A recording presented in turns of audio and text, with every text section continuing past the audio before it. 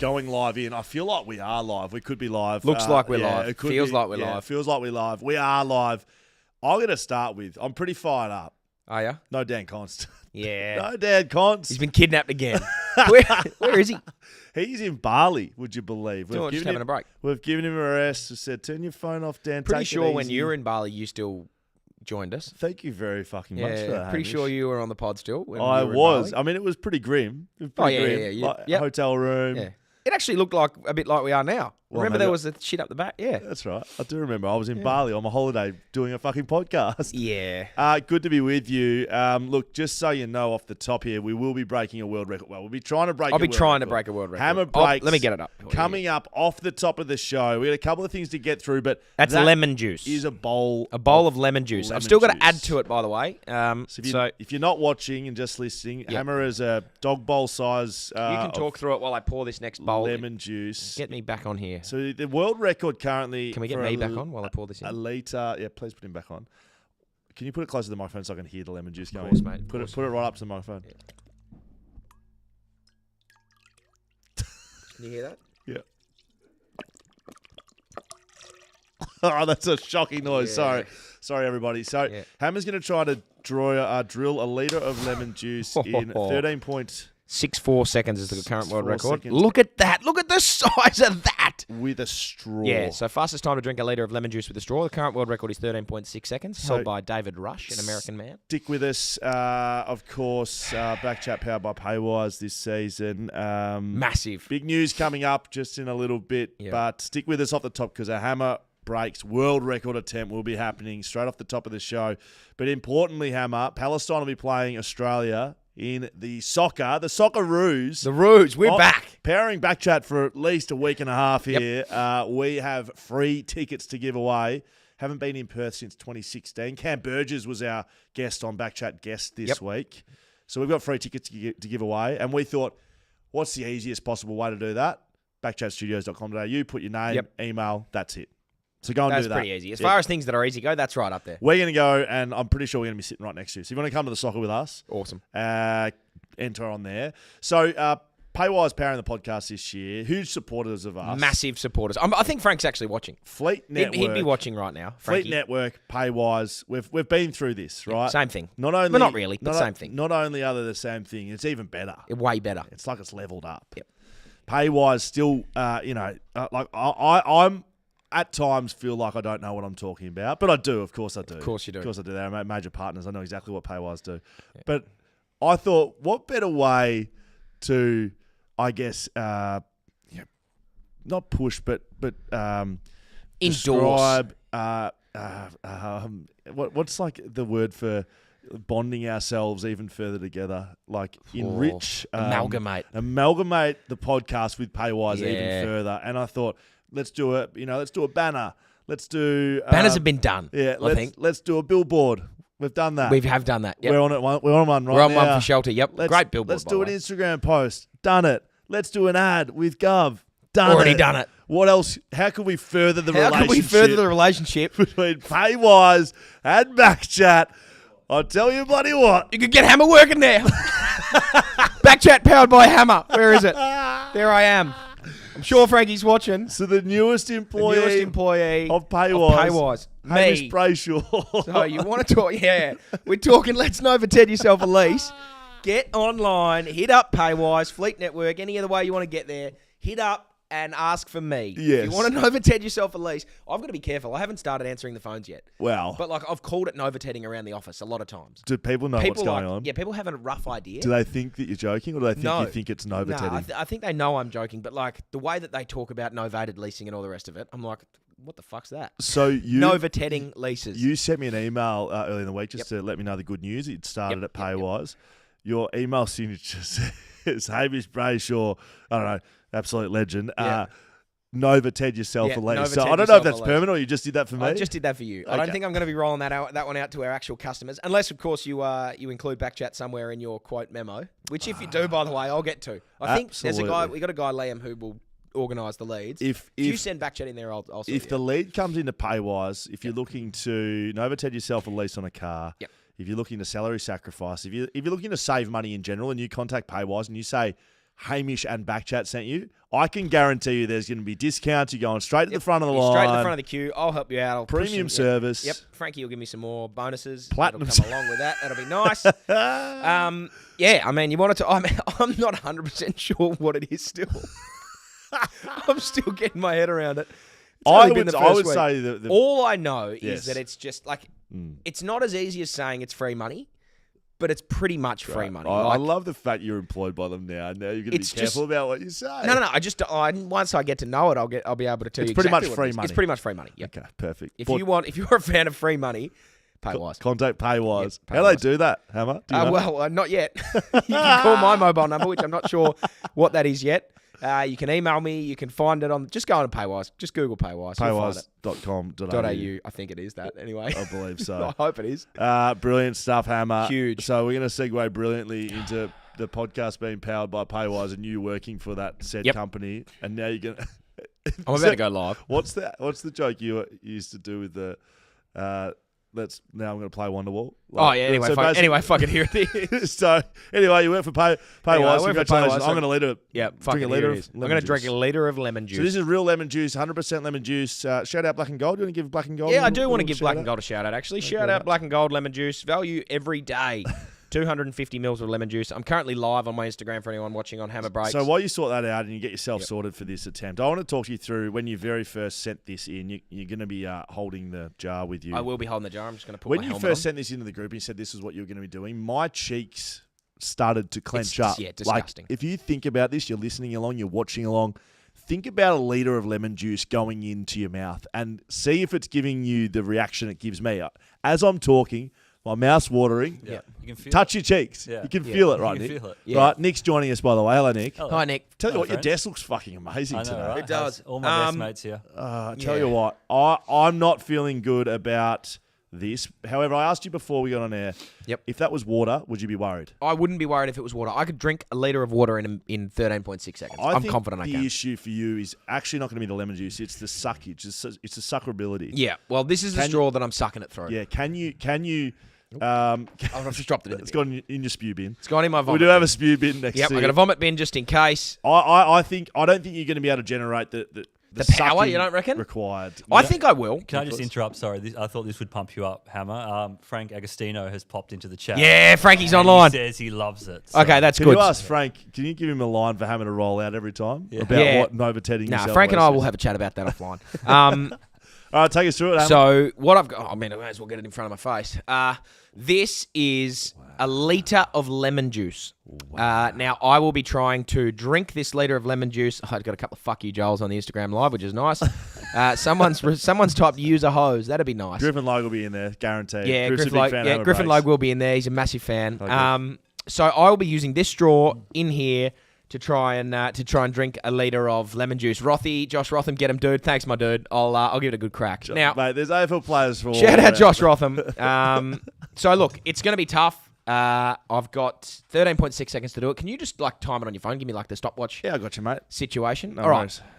I'm going off mic here. Okay. So you can now chat me through and then give me the just timings stay from there. on it while I just pull this up one more time, please. Okay. Sure. So you want me to give you any countdowns? I think I'm just going to. There's no countdown. Literally, just keep the timer. I'll give you a count in. Give me a count in. Go 5, 4, 3, 2, 1, start. Okay. And then I want 5 seconds and 10 seconds. Okay. Actually, no. I'm just going to go. Yeah. Yep. Just it's going to be very quick. It's going to have to. It's going to have to be quick. You feeling good? No. Good luck. All right. Fuck I'm going to give you a 10-second countdown. Hammer breaks, tries to break his 7th world record live on BackChat Studios. He's going for a litre of lemon juice in 13.6 seconds or less. I feel like the guy, Tim Floki, or his name is on the poker. It's time to take on the lemon juice right now in 10, 9, 8, 7, 6, 5, 4, 3, 2, 1, go. We can hear it. It is absolutely going down. Doesn't seem to be having trouble. 5 seconds gone. 6, 7, 8, 9, 10. You need to generate some power. 12, 13, 14, 15. Wow, it's going to be close. Oh, my goodness. It's come out. No. Oh, boy. That is disgusting. Oh.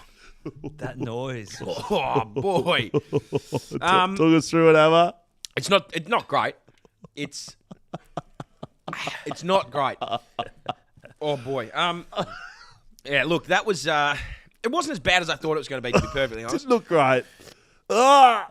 It's Okay. it's not nice. How do you need something to wash it down? No, good. Do you need anything? I'm all I right. feel like you're It's just not great. you're crying. Yeah. Can't Sorry be- about that, guys. Couldn't quite get it done. Yeah, just talking talking to Instagram. Couldn't quite get it done.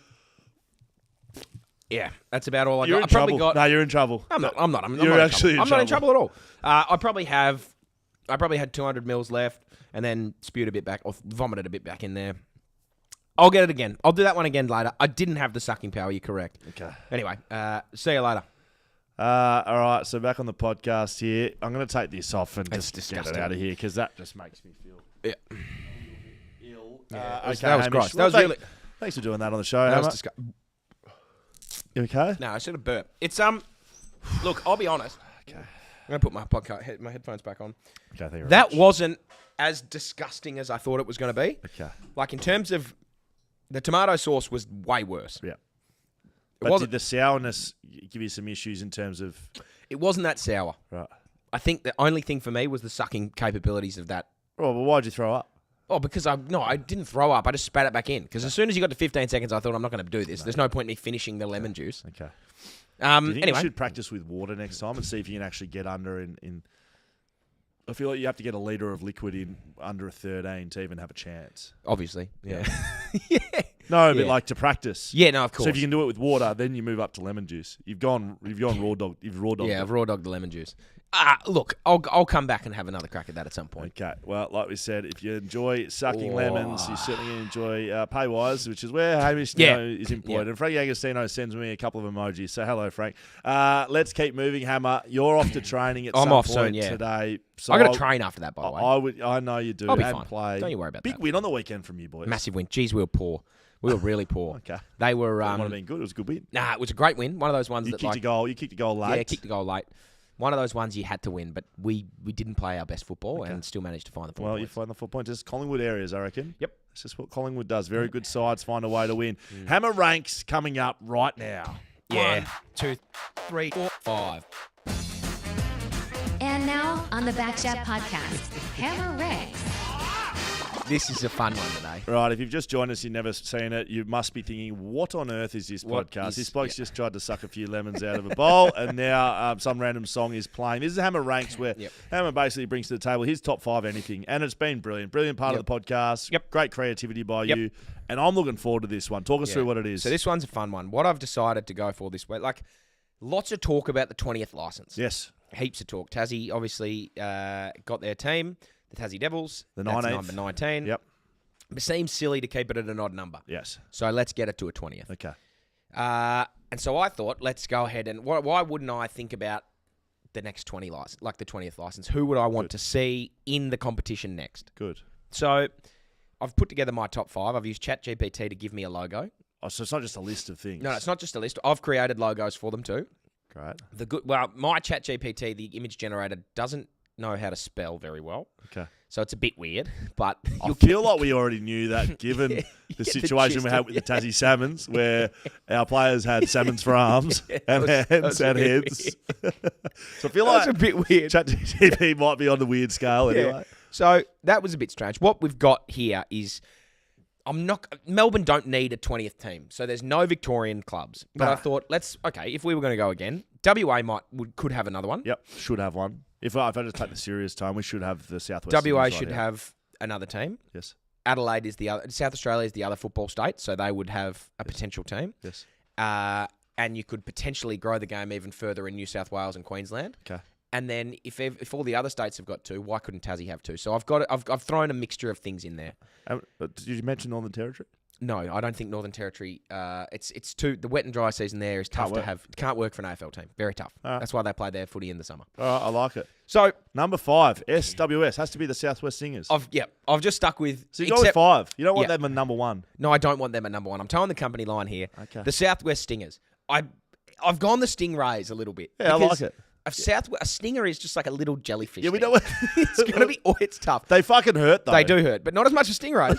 Stingrays can hurt. They kill you. They can kill you. So I've gone the Southwest Stingrays as my number one. That is a strange looking stingray. It looks a bit like A gun. yeah, it looks a bit like a spaceship. It looks like a marlin. Yeah. No, it looks like a marlin. Yeah, but Or I'm a bird. imagining that those things are sort of their big fins. I don't hate it. I don't love it. No, neither do I. And it just But says the stingray. Yeah, again, it's not a fair. But look how it's spelled Ray. With a weird Y in there. It's a strange spell. But that's number 5, the Southwest Stingrays. Who you got at number 4? What do you think? The SCC. Yeah. So, okay, the SCC. The South Coast. Nope. The Southern. Nope. The. This one's your Queensland team. Right. The Central. No. You've got Gold Coast, you've got Brisbane, and then you've got North Coast. the Sunshine Coast. Ah, You've got the see. Sunshine Coast Cassowaries at number 4. Wow. Wow. Now, the cassowary is a northeastern bird, and it is aggressive. It's an angry motherfucker. Right. So that is a little bit Eagles colours, so I'd change the colouring a little bit. Yeah. That isn't how you spell Sunshine Coast or cassowary. You're watching along. And just for listeners, so it's a picture of, like, I think if I saw that in my dreams wouldn't- or / nightmares, that's a scary fucking little You don't bird. look at that and think cassowary off the top of your head. That's a freaky nightmare bird. Yeah, but it also says Genert Eaton Genert- Enhan Kogels. So that's meant to be the Sunshine Coast cassowary. Why? Okay. I don't know. Brilliant. I don't Don't know. mind the logo. I don't think it's AFL standard, though. So it's number No, 4. of course. That's How would number that 4. work on the Sunshine Coast? 3 in Queensland. Yeah, but we're trying to diversify football. Okay. All right. Number 3, we have the PLP. PLP. Yeah. This is your South Australian team. The Peninsula? No, so you've got Adelaide is this Port side. Lincoln Penguins. Oh, close. The Port Lincoln Pirates. Now, this is a logo. Port Pirates. That. This is my favourite thus far. I think that's very good. Yeah, I so do like I. it a lot. I like the Port Lincoln Pirates. I like the fact that we don't have a pirate already. Like We don't have a We should pirate. have the pirates. Pirates are, they're good. Doesn't clash with anything. Nothing. Doesn't clash with anything. There's, 'Cause what we called Tasmania again? the Devils. See, I mean, so the Devils and the Demons hurts me. Devil Still, and the I Demons realise hurt. they're different things, but the Pirates are the Pirates at standalone. Could it Like- be the Tassie Pirates? Could have been the Tassie Pirates. That would have been good. They're on water. But yeah, I've gone the Port Lincoln Pirates. It is still on the water, like it's on the bay, but it's on the other side of the bay. The Great Australian, not the Great Australian Bight, but it's there. Little, not a great Australian bite, but I mean, Poor Parrot. Yeah, poor Pratt.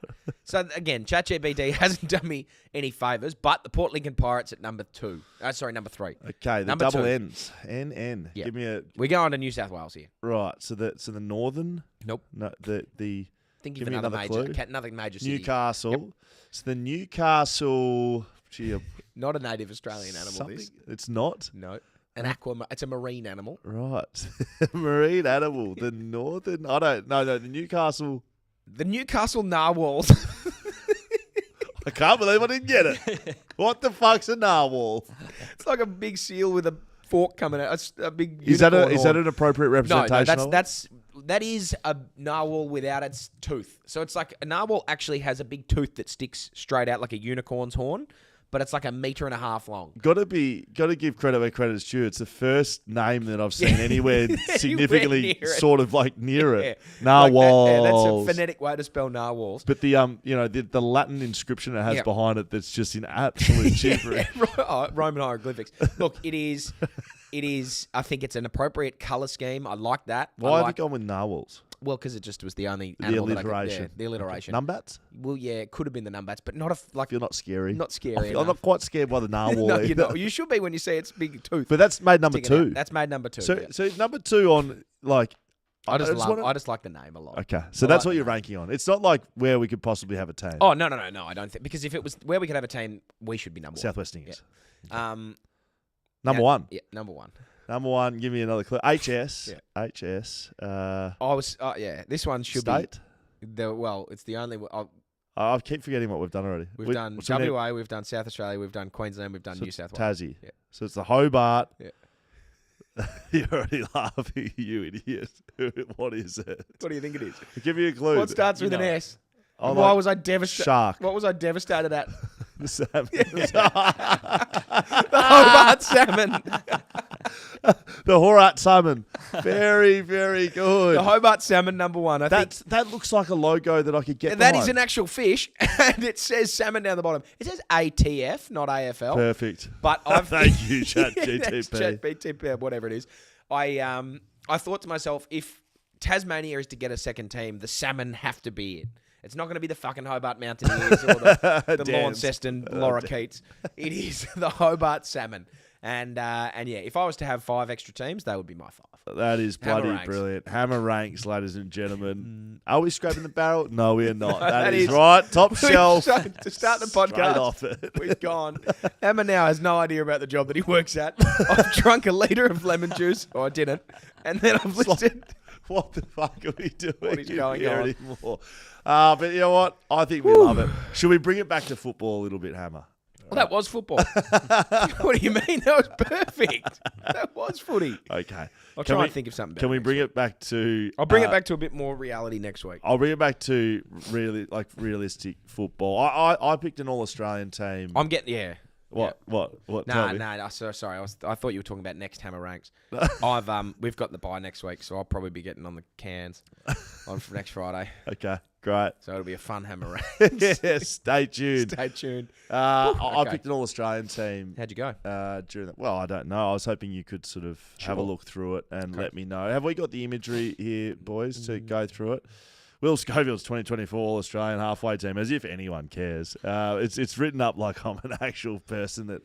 Yeah, Nicholas Westall. Hello, we got a comment on Twitter when you posted this saying it's perfect Will Schofield to have his head bigger than everyone else's. Taking up the whole thing. In fairness, I specifically asked for that. I said, Nick, if you're going to put this together, mate, you can't make my head smaller than the other people. Me and Jaiden measured it. It takes about 15% of the image, your head there. So That's nice. That's what we spent most of sort of Monday doing, was measuring my skull, comparing it to other people's skulls and putting it in there.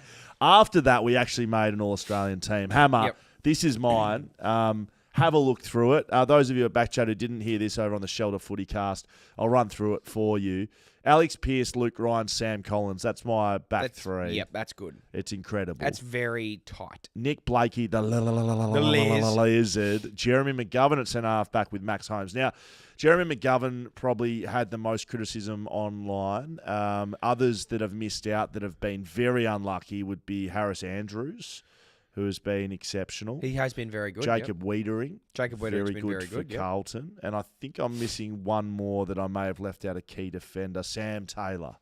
Yep. So would you replace Pearce, Collins or McGovern with Taylor, Wiedering or Harris Andrews? Any of those slide into the... Harris Andrews is leading the BackChat back. Harris Andrews is leading the BackChat back. So I feel like he should be in this team, and I made it. Yes, he very well could be. His team's going shit.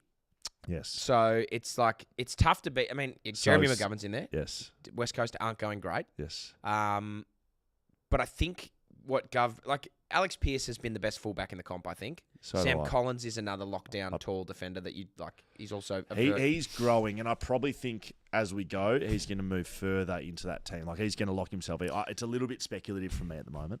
But then I think Gov's your tall intercept, so I like it. Backline was the hardest for me to pick. I like it a lot. Very difficult because it's very difficult to argue with that. On the wings, I have Errol Goulden. A lot of feedback about Zach Merritt on the other wing because he's not a winger. I understand that. But I would challenge and say, well, who needs to be there? Is it a Blake Acres? Is he the best winger in the competition? Yep, he's been a very Jeremy good Sharp, very good wingman, right? Yep. He's not the best midfielder. Good wingman, though. Yep. Josh Dacos. Josh Dacos is a very good wingman. So they would be three I had feedback on. And the other two midfielders I have in the side are Marcus Bontempelli and Caleb Sarong. And players that have missed out, Patrick Cripps is one of those guys. I don't have any issues with that. Yeah, I left him out clearly deliberately. I didn't have him in my best 4 midfielders. I also didn't want 4 inside mids on my bench. True. So I picked 2 inside mids and then I picked a versatile utility and I picked a backman. Yeah, I think... Marcus Bontempelli goes forward and can be in the midfield. He spent a lot of time forward this year. So can Heaney and so can Chad Warner. Kicks goals every other week. Yes. Sarong is your best in and out. Like Sarong and Dacos are your clearance players. It's weird to say that Dacos is, but he's just dominating and doing it every week. Absolutely dominating. And then Martin off a halfback flank, potentially on the wing if you need him there. And Houston in the halfback So line. they are my other two bench players, Nick Martin and Dan Houston. Dan Houston has the highest ranked kick in the AFL at the moment. So that's why he's in my side, for no other reason. No other reason than just kicking the footy. So he can kick better Pretty tough than to anyone. kick it on the bench, but Nick Martin, I have because he's played forward, he's played back, and he can go both ways and swing. Yep. And I like the way he's gone about his footy. I also felt like the need to put more Essendon players in there. Yeah, Essendon have been good. You can't... They're second on the ladder. They are. And if I don't put Merritt on the wing where he is, and I don't get to my forward line, I think Nick Martin's got to be in there. He's been one of the best players for Essendon. So he's in there. And my forward line, which you can probably poke holes in a little bit, Hammer. Christian Petrarca, Charlie Curnow, Kyle Langford on a forward flank. A little bit of feedback on that one online. Again, you're just getting Essendon in there, which I respect. Correct. But I also put a forward there. I've seen a lot of other teams with Zach Merritt as a forward flanker. Yeah. He's not a forward flanker. Marcus Bontempelli on a forward flank. Could play there because he kicks He has goals. played a little bit at the start of the year. Maybe Bont could have been the guy there, but Kyle Langford for mine's kicked the fourth most goals in the competition now, and he's a dangerous forward. Have you got the top four in the Coleman? Actually, no, Ben King's out. Never mind. Continue. Correct. So Isaac Rankin, Jesse Hogan, Jake Waterman are my three full forwards in the full forward line. I don't have many issues with that at all. I think Jake's the best informed forward ever. Then Who's that? Jake Waterman. Oh, the Loosh is the best absolutely, informed. He's the most informed forward in the comp. Thank God he's back. I know. I give you star. the top five in the Coleman: Charlie Curnow, Ben King, Yep. Jesse Hogan, Jake Waterman, Kyle Langford. So I have four of the top five. Yeah. Ben King's the only one I've left out. And again, So who are you going to drop Charlie Curnow for Ben King? No. No, Could you drop Jake Waterman? I think. no. I think you drop anyone else before Jake. Apart from the games that he's missed, he's been the most influential forward in the game. Is that outrageous? No, not at all. He was pretty hot there for a while. He had 5 or 6 weeks in a row, including a missed week. How's he going to go with his busted shoulder playing this week, do you think? He'll be fine, mate. Really? Yep, I think he kicks 4. Okay. Others that have missed out that I've had significant feedback on. Jordan Clark from Freo. Don't know who you dropped for him, though. He's not played better than Blakey or Holmes. Luke Ryan would be the one that has Jordan Clark.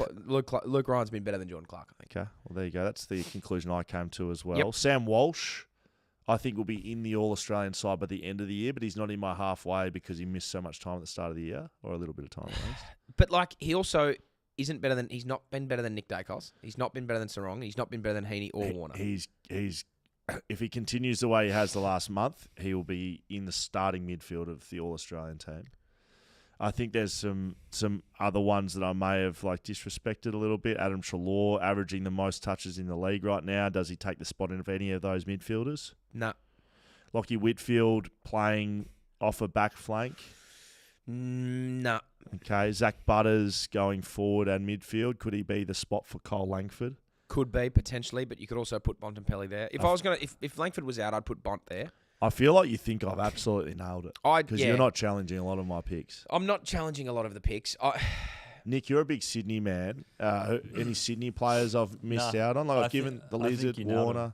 Yeah, you got to go the big three in the midfield. I'm glad that you did that. Goulden on the wing. Would you have a backup ruckman in this side? Yeah, I don't think you need Grundy in there. Rowan Marshall, potentially. So Marshall's been inconsistent for mine, and so if he continues on his good form for the rest of the year, I think he could put his hand up as the second ruck. Could Brodie Grundy be in there at all or not? I think he'd be the next pick if so, because I don't think any of those forwards right there can go into the ruck. The only thing I would look at is if I was going to bring Brodie Grundy in, I'd take Dan Houston out. Okay. I think, yes, he's got the number 1 kick in the comp, and that's why you put him in there. Okay. A lot of those come from kick-ins, and yes, he takes kick-in. He's a very, very good kick of the ball. Yes. But if I'm you've got 2 half-back flanks on the bench. Yes. I do. Yeah. I had to give a little bit of love to the backman. You do, yep. So. I could take Houston out and put Grundy on the bench. Houston was a big out for everybody, but he was my last pick player, so I can understand that. Yep.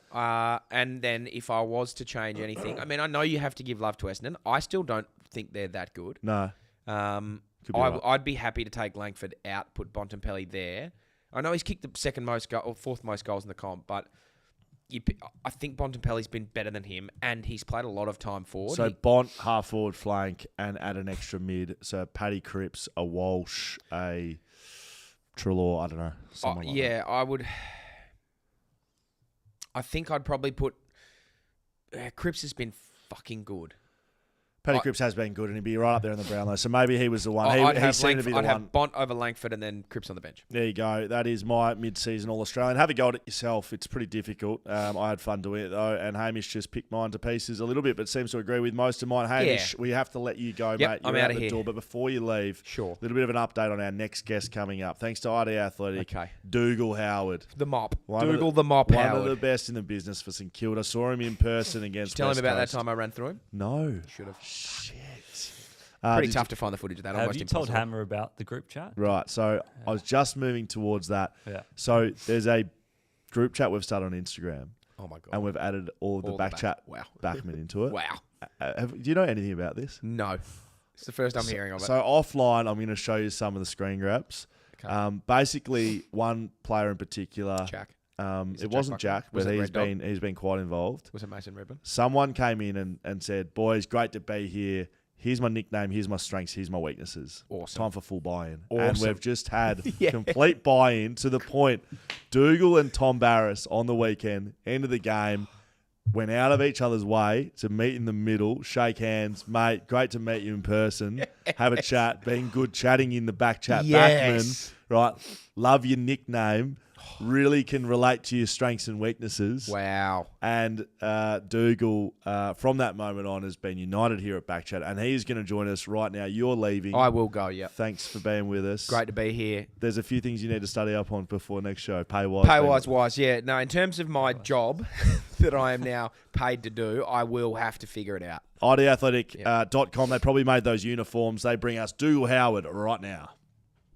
Okay, here we go. Look, we've been this may be the hardest man in the business to get a hold of, but I'm very excited to get Dougal Howard on the podcast, our St Kilda BackChat backman.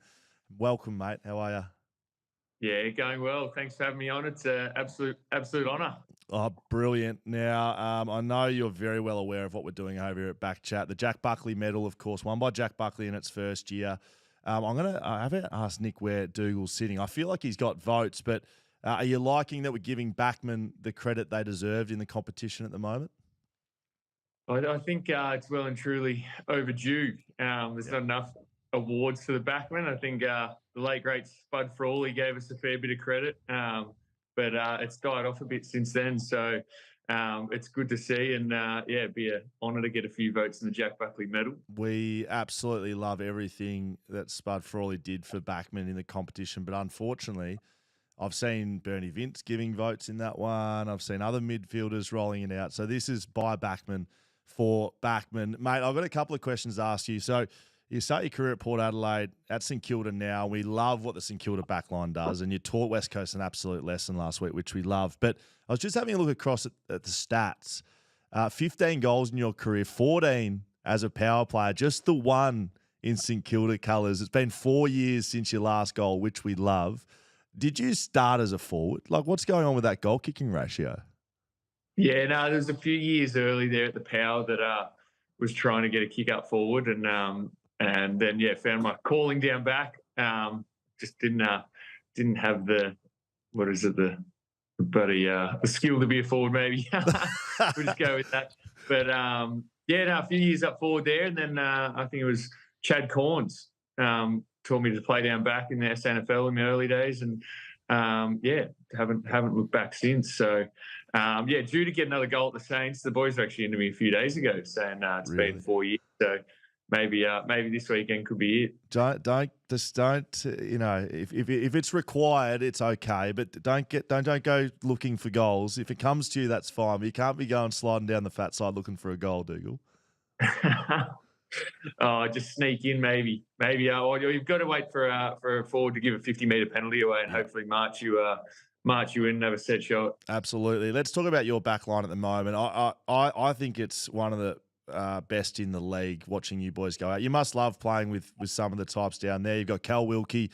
You two boys get jobs every week. And then you've got your runners as well. Lysaght does great things. Jack Sinclair came back.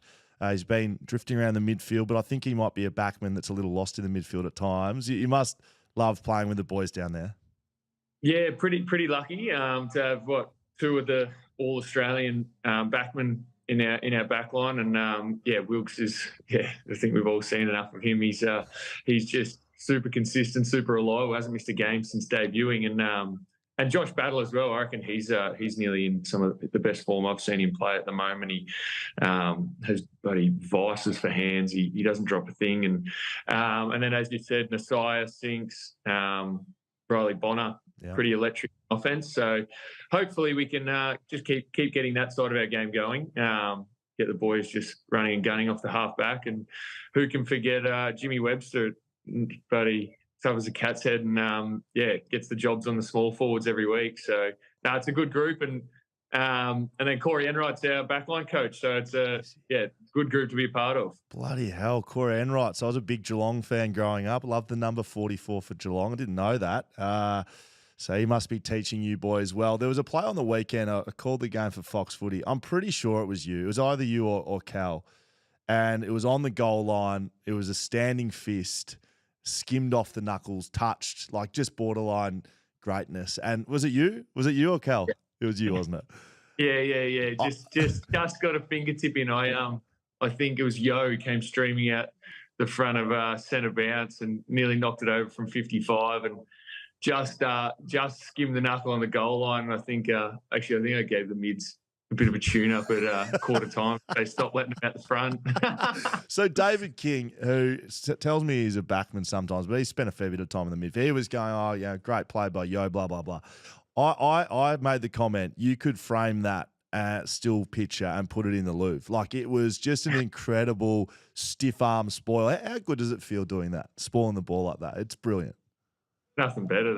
I think they gave it the score review, and I had no doubt that I'd got a fist on it. So, no, it actually is. It's a pretty satisfying feeling when you get a good bit of purchase on the ball. I think a few of the other boys, a few of the forwards, maybe could learn to get a fist in here and there, and Brady bring it to ground a bit more. Yeah, I like it a lot. I like the feedback to the midfielders. So Ross Lyons, your coach at St Kilda at the moment. How are you finding Ross? You got any just little Ross stories for us? Like a lot of the Freo boys over here have always got a Ross story, but how are you finding him? His experience must be invaluable to your young group as you're trying to find your way at the moment. Yeah, he's a phenomenal coach, Ross. He's the way these messaging's just so ultra consistent week after week, and he's found a good balance of when to be hard on us and when to, I guess, educate and whatnot, and when obviously, it's been a season of ups and downs. So now, loving working with Ross. I can't think of any stories off the top of my head. Has he got softer? I feel like he might be getting softer at his old age. He looks happy. He used to be so grumpy.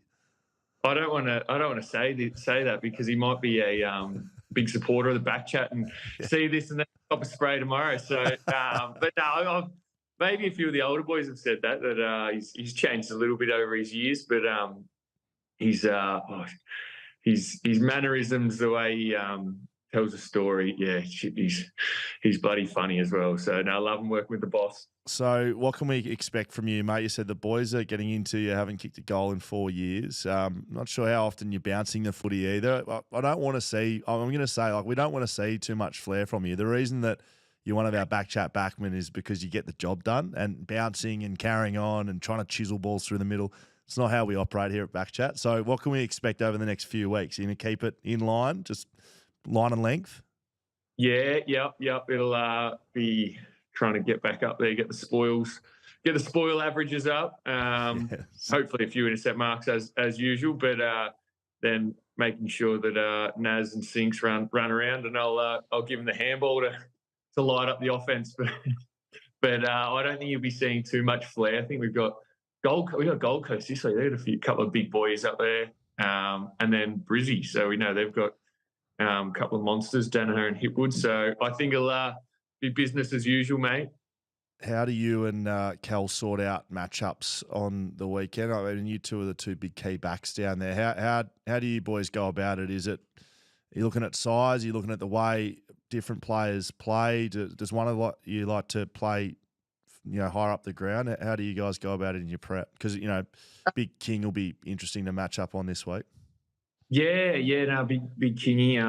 Obviously, get a bit of practice playing on his twin every week, so that'll hopefully come in handy. But no, Cal and I guess the good thing about it is, we're great mates as well, and you sort of hand over and you just have that bit of connection, and try not to keep it too matchup based, because at the moment it's sort of, I feel like if you want to play one-on-one all day, it's going to be a tough day at the office. So between me and him, just handing over. Usually I'm on the taller one, but yeah, it all just depends who's down there. Like on the weekend, they were playing quite a small forward line at times, so that made it a bit tricky. But try to just keep it easy. As I said, nothing too regimented with our matchups. Marcus Windhager must have won your trademark player or whatever award you give out on the week for players player. Like for him to go and shut down Harley Reid, what he did on the weekend, you must have got some good feedback on Monday morning.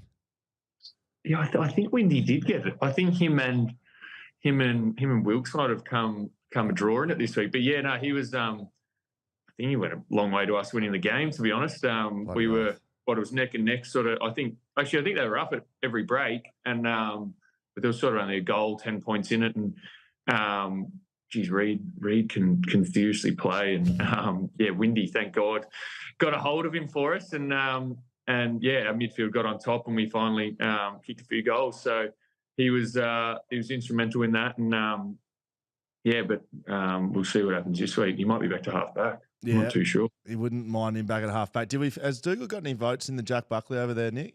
Not yet. Okay, so good luck against Gold Coast this weekend, mate. Your challenge, you got to get in the best 3 defenders in the competition. I want to see you get some votes on the board. Can you do that for us? I can try my best. What are my sort of key performance KPIs I've got to hit to get in there? Well, there is an algorithm. I can't give you the full details, but I would say if you're able to beat your man, if you're able to spoil, intercept mark, they would go a long way to getting you some votes on the board. Perfect, righto. We'll do my best, and hopefully get in the top 3. Some dour actions, just some real dour acts, smothers, blocks. Just absolutely scrapping, bit of holding. Maybe there's no free kick, just maybe a little tug of the jumper that doesn't get called. That sort of stuff would go well too. Yeah, maybe.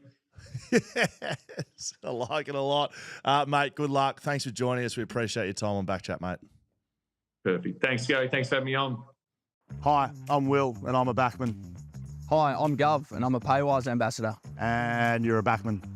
And a Paywise ambassador. And a lot of people are always asking me what a novated lease is about. What exactly do you tell them about, mate? Spoiling, winning premierships, all Australians, mate. It's all you're good for. You're a backman. Yeah, and more.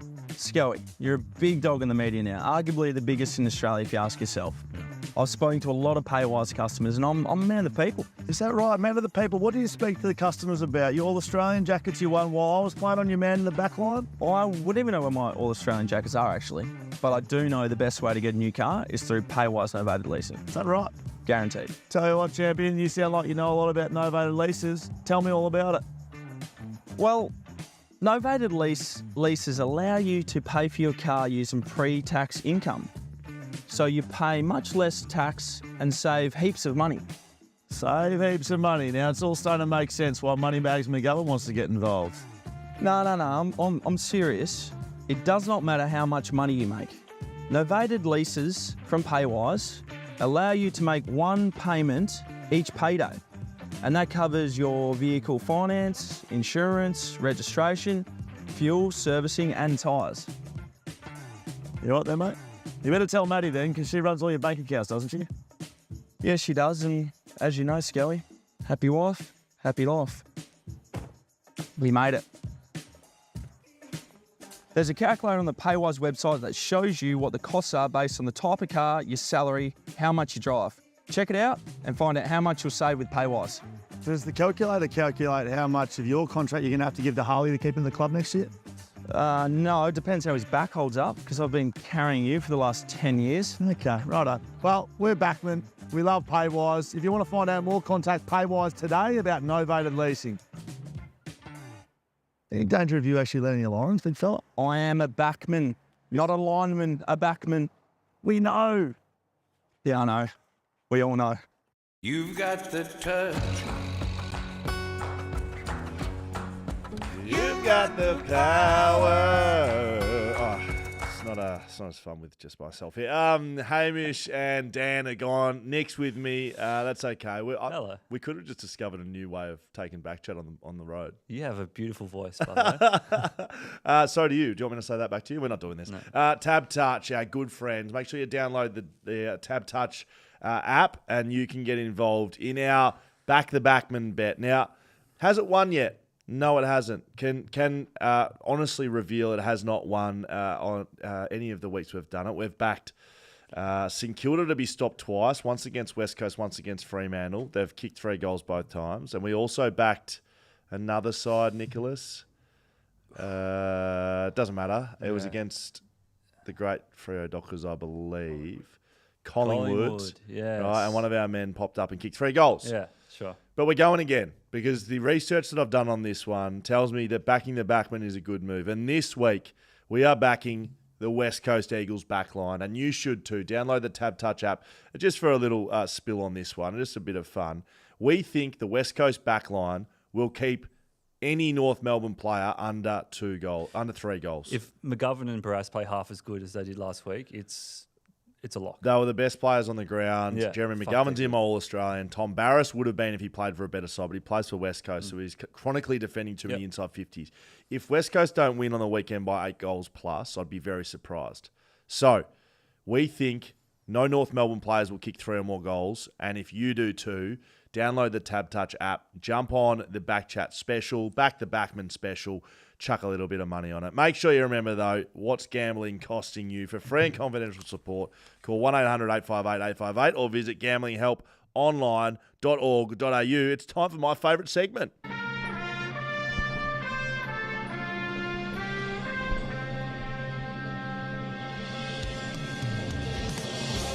And welcome to your local dose of the BackChat back page, where I bring you all of the news that you probably didn't need anyway, but I find it quite humorous some of this stuff gets reported on. West Coast mascot Aussie the Eagle is set to fly again on Saturday despite going rogue ahead of the sides clash with St Kilda last week. Did you see this, Nick? Did you see what happened? Did he sit on the members box? Or He flew around the stadium for at least 25 minutes. I spoke to Don Pike, the CEO. I spoke to head of operations at West Coast. They were genuinely considering postponing the game. They couldn't get the Eagle back in the cage. It was off and gone, and I thought maybe it would have had a quick spell, but no, the Wedgetail Eagle was the scene of amusement and some concern when she decided to conduct an impromptu inspection of Optus Stadium after declining her handler's invitation for a treat last Saturday. I was watching this carefully. The handler had it and then lost it. So I don't know what was going down in the middle of the ground. But West Coast took to their social media page during the week to announce Aussie would still be flying at 2:05 p.m. And just an all-round fucking gasp of thank God that's happening because everyone goes to the footy to watch Aussie the Eagle. I actually fucking love it, by the way. Do you? Yeah. The 2 Eagles games I've been to, that was my main attraction, seeing Aussie.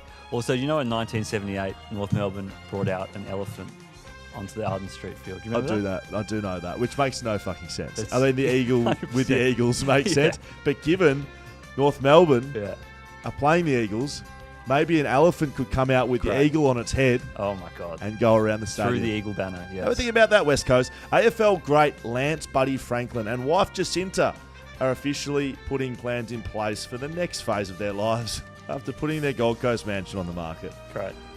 Why is he going to Gold Coast mansion? What about Sydney? Good question. Jacinta. The glamour couple purchased a sprawling nearly 5,000 square metre property known as Villa Casa in late 2022 for a record $8.75 million. The next step appears to be moving to a farm once they have sold Villa Casa. This is a quote, not sure who from. We just love the idea of being on land, growing our own food, having horses, a couple of Highland cows. We'd love that. Could be something interesting. Certainly does sound like that, Jacinta and Buddy. So there you go. Can you imagine the debauchery that would have happened at Villa Casa? Get me to Villa Casa. Yeah, Villa Casa sounds great. Get me to Don't Villa sell Casa. It. Do not sell it. Get me to Villa Casa and get the couple of Highland cows, get the horses, and then we'll show you a fucking real party. Get the elephant. That is all it for the BackChat back page. We thought, with no other host with me, Nicholas, we thought it might be time for a bit of a ask me anything. Great. So I just opened the coffers and I said, you ask me anything. Never been asked a question I couldn't answer. And you put it out to the people. I did. And this is a big moment for me. I finally moved up to second in charge at BackChat. So congratulations. I'm up the ranks. Fuck you, Dan. Oh, wow. Dan's a very popular man. I wouldn't be taking on Dan look, to I the love audience. Dan. He'd be watching right now in Bali, I assume. With braided hair. He's at a theme park. Is he actually? Trying to source BackChat. He messaged me last night saying, when was the last time you thought about Richard Champion? Mate, he was at a Thursday night footy event in Kuta. Yeah. There was a football panel, like a watch along. Yeah. Richard Champion. Yeah. Craig Lambert. Rick Olorenshaw. And of course Ricky was there. I'll tell you what, he would have been promoted. Troy Luff. Troy Luff. Yeah. The degenerates of Bali. Not the degenerates. Okay. If you could put them together, if you could pick your dream football watch along, those four most likely wouldn't be very low on the list. But he asked me, when was the last time you thought about him? I was like, last week. Why? Triple M commentator, he is. He is. I was listening to him. He's great. He's got a real squeaky voice. No, I like him a lot. Yeah, no, he's good. He's good at his job. But so we're going to throw some questions at you. We've got some on YouTube. We have some from Instagram today. So great. Should we just do it? Give it to me. Strident Wookie. Okay. Do you know who that is? No. Okay. If you cut a sandwich in half, do you get 2 smaller sandwiches or 2 half sandwiches? Right. Are they all going to be like this? No. So if you cut a sandwich in half, what was the question? If you cut a sandwich in half, do you get 2 smaller sandwiches or 2 half sandwiches? You get 1 half sandwich. You get 1 sandwich cut in half. So 2 half sandwiches is your answer. Yeah, you get 2 half sandwiches. Right, great content. Yes. That's Thank you for starting this brilliant that's segment. That's the guy who loves blue cheese from our office. If that's what? It's Jules. Anyway, Jules, you're fired. Maris Twankul says, you're fucking fired. What was your best 2K time trial? My best 2K time trial was 6:13. In about 2012-ish, when I was still skinny enough to run, but I wasn't good enough to be in the side all of the time, so I still had to do a good 2K time trial. So 6:13 is quick for someone my size. Were you a middle distance runner when you were growing up, or absolutely it was hurdles type operator? No. 800, right? Yes, 800. Yeah. National champion, 800 meters. National champion. Yeah. Why didn't you pursue that? Because athletics is one of the most grim sports of all time. True. Solo, the only reason it's better than swimming is because you can breathe all the time. Whereas swimming, you have to put your head above the water to breathe. It is proper on the white line. I used to love competing and running, the event, but the training is grim. I think the lifestyle, everything about it. Thanks for coming. I'll take a team sporting day of the week. Did you make under 18 Victoria sides or I had for 16? Footy? Yeah, for Footy. 16s, yeah. 16s so under 15s, I had the chance to go to Europe to run on the European circuit or try out for under 15s Falcons. True. I was no footballer and I tried out for 15s Falcons. That's how much I hated running. And I was just good at it. Played footy growing up though? Yeah, I played footy growing up, but I was just a good runner. Fuck. Yeah. That's great. Yeah. That's elite. Jackson Bowen. Fistball fame. He goes, favourite podcast guest and why? Favourite fistball guest and why? Podcast.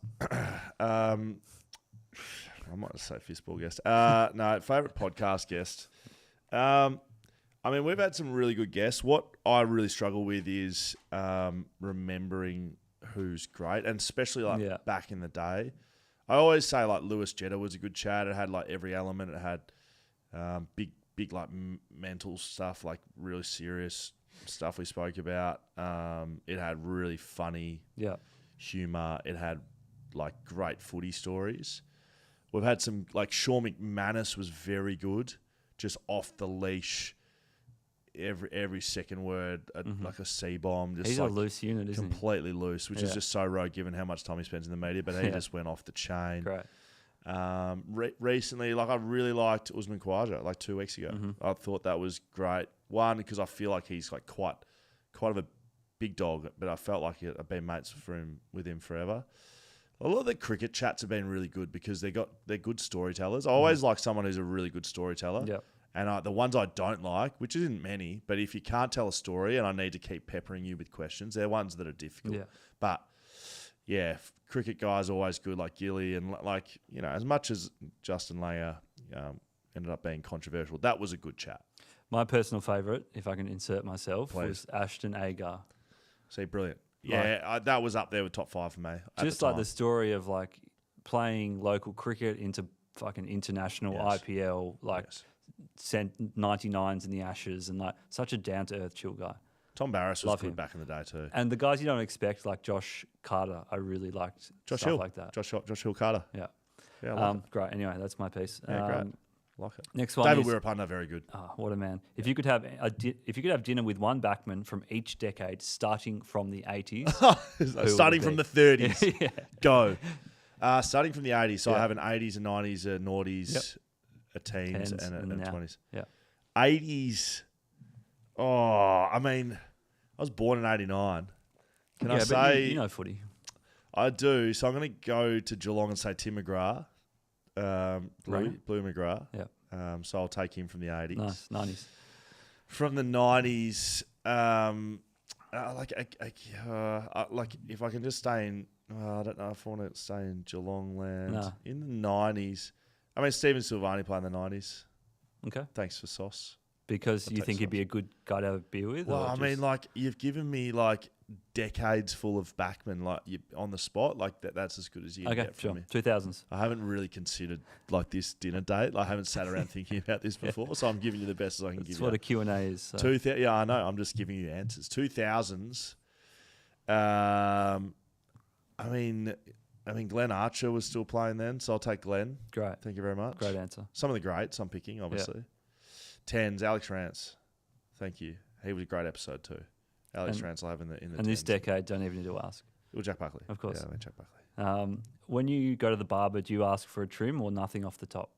I get a 2 on the top. Okay. Nice. Right. So whoever asks that, like, is that my wife? Is that Jules Saxon again? Soundness. Saxon. Go Big fuck fan yourself. of the pod. Hey, mate. People come at me for being bald. You shave your head and see how you go with the ladies, Saxon. I reckon you'd fucking go a lot better than you're going right now, big fella. Oh, hey, okay. Great. Stick it to you. No, I get a 2 on top and just come down a little Harvey. Perfect. Little Robert Harvey. Great.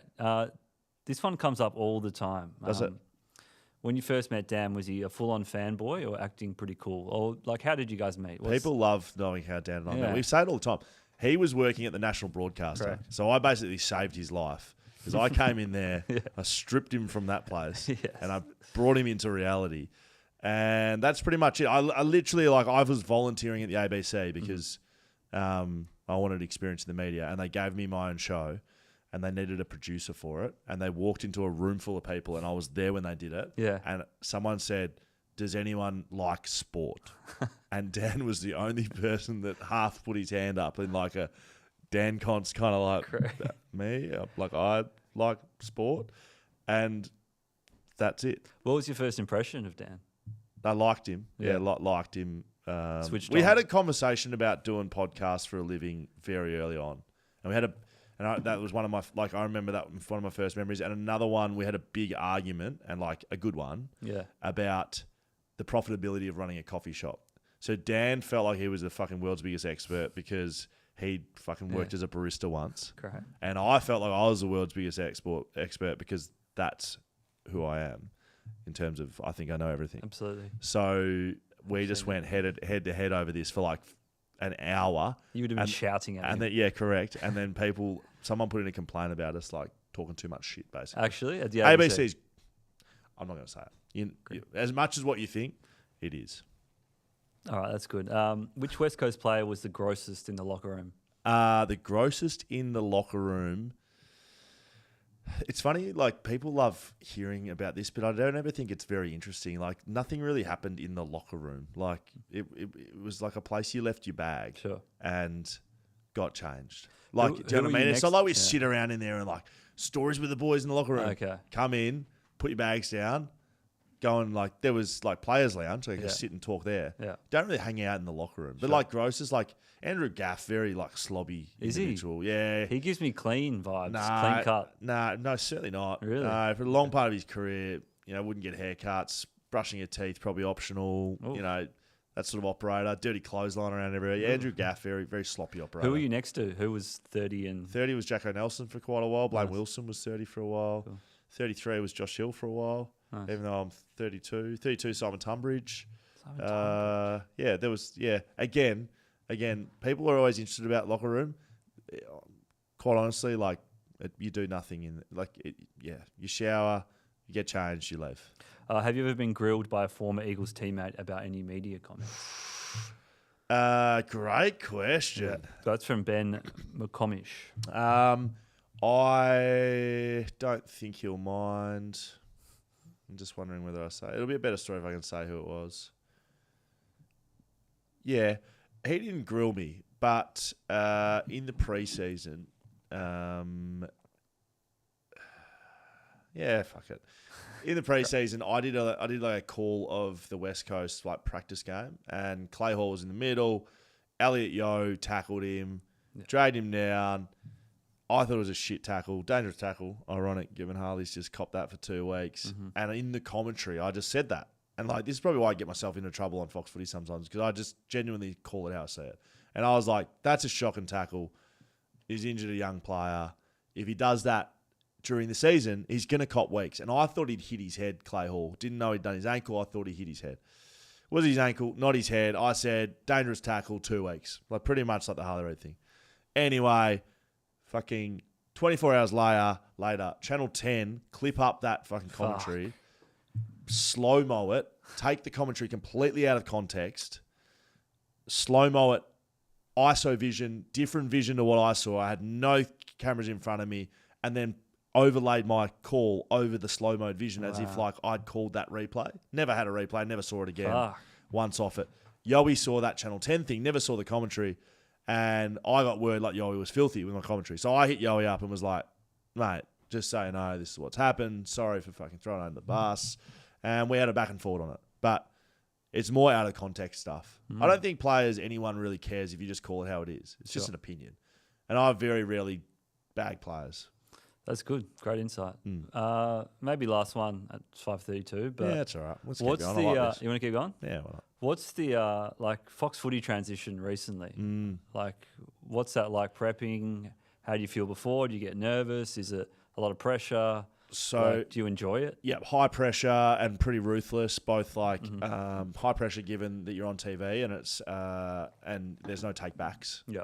Not that there is in radio, but like I really feel like the audience is a lot less in radio, and people who are listening on radio aren't watching, so they can't even pull you up your errors. But anyone watching TV is watching, and they know they know their footy probably better than you do. Except you're in the expert chair, right? So they expect you to know everything and get everything right. So when you don't, it's like, whack, get it right, which is fair enough. I've gone from boundary riding, which there's not a lot of pressure.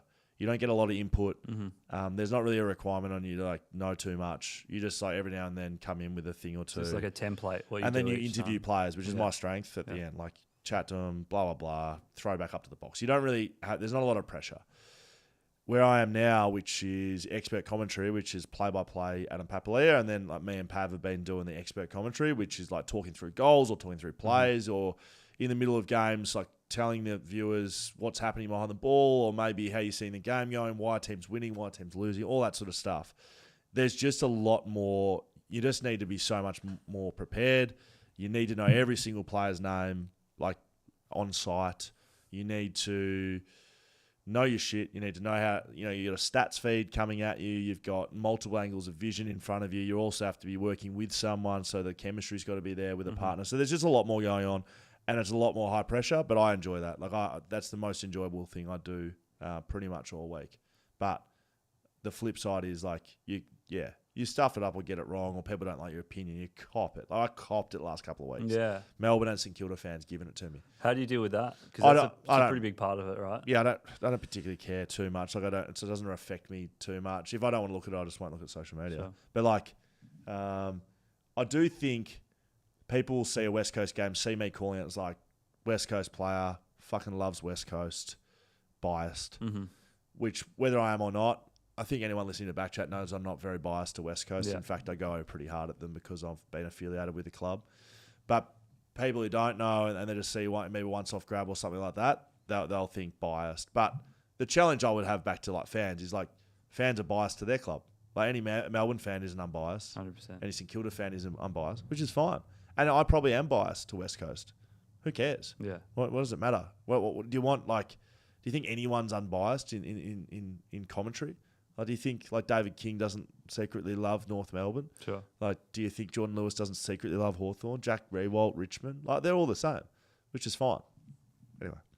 That's good. Who do you like working with? Like, who's fun to bounce off? Worked with David King for the first time. Yeah. He was brilliant. I think he's great. Dermot Brereton's very good to work with. Got Jared Healy this weekend because Pav's in Europe, so haven't worked with Jared yet, but just watching him. Like, I'm a massive footy fan. I watch pretty much all the games. That's why I think I'm able to talk about it, with not a lot of prep off most of it. Like, he seems like a great operator.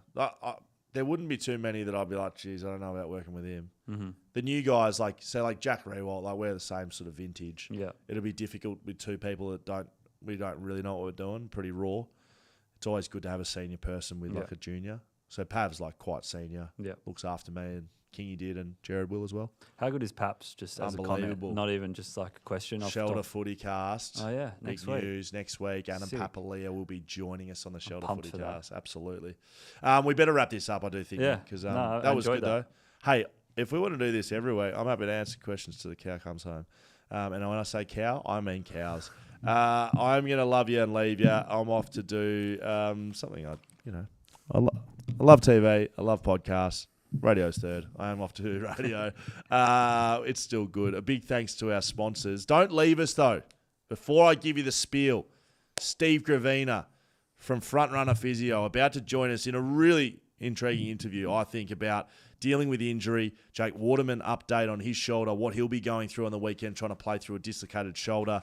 We speak about Matt Flynn's injury. We talk about the Collingwood Football Club, why it's been difficult for them to bounce back off a premiership. All of that is coming up right now. Steve Gravina is going to be joining us. But before we get there, thanks to Paywise, TABtouch, Shelter Brewing Co, Whippersnapper Whisky, ID Athletic, Mamba Digital, West End Plumbing, Camera Electronic. Make sure you jump onto backchatstudios.com.au for your chance to win Socceroos tickets, for your chance to buy some merch. You can buy some merch over at the backchatstudios.com.au. I'm pretty sure there's free shipping right now. Have a look at some of our merch. There's bloody some pumping around. I'm wearing some. This hat is the best hat I've had, and I collect hats. Yeah. I'm not even joking. Great. There's free shipping right now over there. Do over your things. You can buy beer. You can buy merch. You can get discounts on stuff. Do all of that. And as I say goodbye to you, thanks to ID Athletic. Make sure you get around them as well. They are bringing us right now Steve Gravina. Okay, Steve Gravina, Frontrunner Physio. You know this man is giving us all the goss on all things medical. Long time in the AFL system as a physio, and he joins us now as our expert in that realm. How are you, Stevie? Good, thanks, Scully. How are you? I'm good, mate. I'm good. There's a bit going on, particularly here in the West, so I thought we'd get you in for a bit of an update across the board, see how things are being handled at AFL level. Start with the co-captain of West Coast, Oscar Allen. It's looking like he's not too far away. So he's, look, without either of us being inside the footy club, been dealing with knee stress of some description.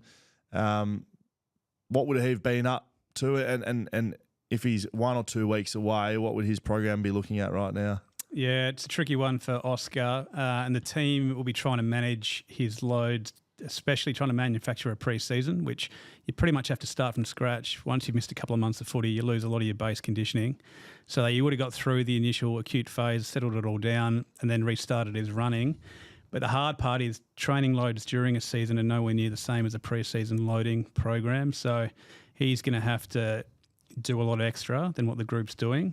And without game conditioning under his belt, it's a challenge for that fitness team to build that up. Unfortunately, there's obviously a bye for the Waffle team as well next week. Like, it could have been a great opportunity to sort of bring him back through the Waffle next week when there's no game to get him in after the bye. Would they still consider that, do you think? You would. You would. There's always the risk with the higher profile guys who are just such a valuable asset for the club and putting them in at the lower level and the risk of injury. Why is that risk higher at Waffle level? I've always found this very intriguing. We've seen it with Nick Nananui. Don't roll the Ferrari around in the dirt tracks. Yeah. But why is it more likely you're going to get injured at Waffle level? No, there's no higher risk of getting injured at the Waffle level. I think it's the perception of getting injured playing at that level. Like, why would you waste your valuable assets then? I think from a medical point of view, it's ideal. Bring him back, and you'd bring him back for a few more games if you had the luxury. Right. Because it is slightly less intense, the minutes are slightly less, and you can control the rotations a lot more. Right. So, yeah, best practice, Oscar would play a few games in the waffle, but how valuable he is to the team, you'd assume he's going to be coming back through the AFL as soon as he's ready. I went down to training and noted that he was quite large. Not speaking about Oscar specifically, but players that have been in rehab for a long time, especially ones with lower leg stuff, where you're managing your load from a running perspective, but you can get in the gym. Yeah. Is that something that needs to be watched for guys that can put on weight easily? Yeah. And I'm assuming it's healthy weight. Like he looked very good. Yeah. But big. Yeah, well, absolutely. Like every kilo of weight that you put on, even if it is muscle, that's extra force going through the body when you're running. So higher impact loads mean that your injury risk profile can be slightly higher, and you need a bit of time to get used to that. But you'd assume the early phase when he's building up that muscle size comes from when he's not running as much. So his body weight might level out a little bit when his running loads get a bit higher. Right. As well. Okay, let's say on the West Coast Eagles, Jake Waterman was leading the Coleman medal 2 weeks ago. He's had a week off due to a shoulder injury. My intel tells me that he did pop it out at training, so subluxation or dislocation, whatever you want to call it. What's the risk of him coming and playing? We're recording this on the Thursday, like to be honest here, so we don't know if he's definitely in or not, but I do think they're going to try and play him. How risky is that? What's going to happen? What can happen? I mean, if he's had a dislocation episode or even a subluxation, which is a partial dislocation, there's trauma to the joint, which means that joint is susceptible to re-dislocating or becoming unstable again within a few weeks of the injury. So it's always a bit of a roll of the dice situation. But again, you go through a series of testing along the course of the week. He's got to be pain-free. He's got to be confident. And it's got to feel fairly stable from a testing point of view from the doctor, as well as for him to be able to throw himself at the footy. Yeah. And if he gets through all of his tests, usually the first time a dislocation occurs, you do have a bit of a conservative approach. If it happens again, I'm sure they're going to be looking at the opportunity to get surgically fixed. So I was going to ask that. Yeah. So, like, I've done this, tried to play through it, and was lucky enough to do it, and then it was surgery at the end of the year. What would surgery next week look like? Is that season done? Season done. How long's the recovery off? Anywhere between three and 4 months. Right. So if he had to have surgery, that'd be over for him this year. Could you make it worse by playing? Is there? I always thought that with shoulders, well, you got to give it a crack because if you're going to get surgery anyway, you may as well see if it can hold up. Yeah, I mean, you can see if you can function through. If it becomes more recurrent though, and then it starts to dislocate more easily, more frequently, then you're not much use out there anyway, because a couple of little knocks will mean that you can't.